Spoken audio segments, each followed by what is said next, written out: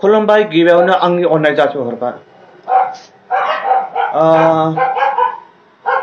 मिया Khalifa actress जोबोद मोजां मानसि मोजां। देलाय सोर सोर मोजां मोनो कमेन्ट खालाम। सोर सोर भिडिअखौ नायनो मोजां मोनो कमेन्ट खालाम। जोबोद मोजां आंबो मोजां मोनदोंमोन आरो बे एक्ट्रेसखौ मिया खालिफा नामानो मिया खालिफा। आं जोबोद मोजां मोनो नायनो मोजां मोनो ओंखायसो आङो बे एक्ट्रेसखौ मोजां मोनदों।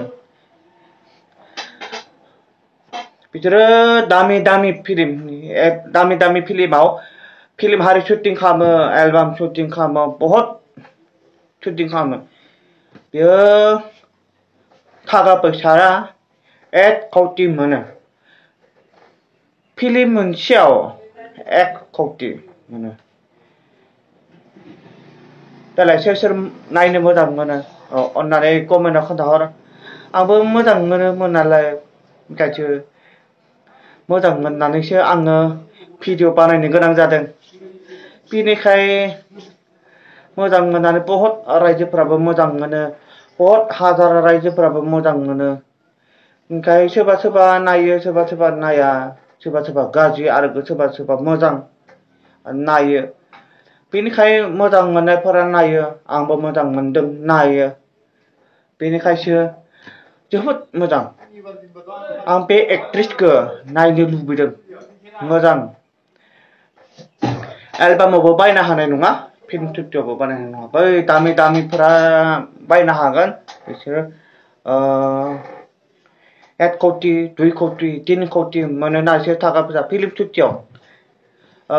अक्षय कुमाराबोथ' बहुत थाखा फैसा मोनो। सलमान खानाबो बहुत थाखा फैसा मोनो। हिन्दी फिल्मनि एक्टरफोरासो बहुत थाखा फैसा मोनो आरो एक्ट्रेसफोराबो हिन्दीनि एक्ट्रेसफोराबो बहुत थाखा फैसा मोनो। जोंनि बर'फ्रा गैयालै, जोंनि बर'फ्रा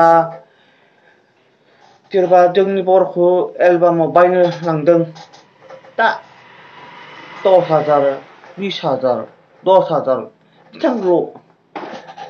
जोंनि बर'फ्रा माहाजोन नङा। बै हिन्दी फिल्मफोरासो बहुत माहाजोन। जोंनि बर'नि फिल्मफोरा माहाजोन नङालै। जेनेबा जोंनि बर'नि फिल्मनि मालिकआ सलमान खानखौनो बायनो हानाय नङा। जोंनि बर'नि फिल्मनि मालिकआ सलमान खानखौ बायनोब्ला बाब 1 कौटि होनांगोन। होमबा जोंनि बर'नि मालिक। आंनि भिडिअखौ मोजां मोनोब्ला साबस्क्राइब खालामना हो, मोजां मोनोब्ला लाइक शेयार कमेन्ट खालाम। बाय बाय। जय बर' हारिनि जय।